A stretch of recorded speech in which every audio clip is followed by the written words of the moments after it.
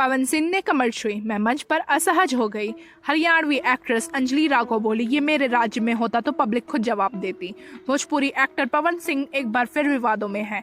Haryanvi singer और dancer Anjali Raghav के साथ उनका लखनऊ का एक वीडियो सामने आया है, जिसमें वो अंजलि की कमर छूते दिख रहे हैं। वीडियो सामने आने के बाद विवाद इतना बढ़ गया कि अंजलि ने इंस्टा पर वीडियो डालकर भोजपुरी इंडस्ट्री छोड़ने की बात कही है। अंजलि ने कहा कि उनकी कमर छूने से मैं खुद असहज महसूस कर रही थी, लेकिन मैं कार्यक्रम में उनके फैंस के सामने मैं कुछ कहती तो कोई मेरी बात नहीं सुनता। मेरे साथ जो लखनऊ में हुआ वो हरियाणा में होता तो पब्लिक खुद जवाब दे देगी।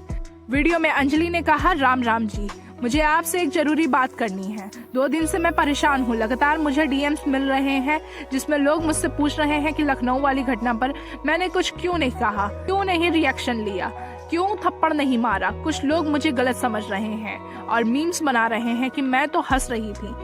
राम, एक बार बोल तो दिया करो। राम राम। रुक कुछ लगा है, हटाओ हाथ, अरे हाथ हटाओ।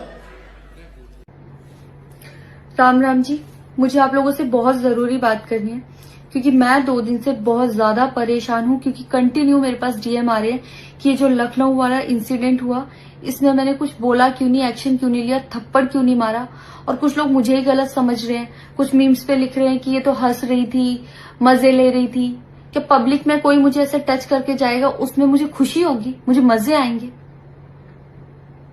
सारी बात ये थी कि जब इनका सॉन्ग के लिए मेरे पास कॉल आया तो मैंने सारी चीजें क्लियर कर ली थी कि इसमें ऐसा वैसा कॉस्ट्यूम तो नहीं है, कोई डबल मीनिंग लाइन तो नहीं है, और इसमें ऐसा वैसा सीन तो नहीं है। और मैं शूट पर गई, शूट पे सब कुछ नॉर्मल था, मुझे कोई प्रॉब्लम नहीं हुई। जब इन्होंने मुझे लखनऊ के इवेंट के लिए बोला तो मैंने हाँ बोल दिया, क्योंकि मुझे शूट पर भी कोई प्रॉब्लम नहीं हुई थी। और जब मैं लखनऊ में गई, मैं स्टेज पर थी, मैं पब्लिक से बात कर रही थी, पवन सिंह जी ने मुझे बोला कि इधर कुछ लगा हुआ है। उससे थोड़ी देर पहले ही मेरी ड्रेस वो न्यू थी, साड़ी में नीचे टैग लगा रह गया था। तो मेरे दिमाग में आया कि शायद ब्लाउज का भी टैग लटक रहा होगा। मैं हंसकर उस चीज को दबा रही थी कि अगर मेरा टैग लगा भी है तो वो चीज जिस टाइम मैं पब्लिक से माइक में बात कर रही हूँ उस टाइम ना बोल के साइड में भी बोली जा सकती है, इसलिए मैं उस चीज को उस टाइम पे दबा रही थी। मैंने हंस के टाला, अवॉइड किया और फिर दोबारा बात करने लगी। वो बोले नहीं कुछ लगा है, नहीं कुछ लगा है। तो मैंने कहा नहीं लगा, वो बोले लगा हुआ है। तो मुझे लगा कि शायद लगा ये तो मेरे को लग रहा था कि कुछ लगा है, इसलिए ये बोल रहे हैं। और पर फिर भी मैंने हंस के वहां पे टाला, पब्लिक से अपनी बात कंप्लीट की। कंप्लीट करने के बाद जब मैं अपने टीम मेंबर से मैंने पूछा साइड में जाके कि कुछ लगा है, क्या लगा है, उन्होंने बोला कुछ भी नहीं लगा था। जब मैंने देखा मेरे सच में कुछ नहीं लगा था, तब मुझे बहुत ज्यादा बुरा लगा, गुस्सा आया और रोना भी आया।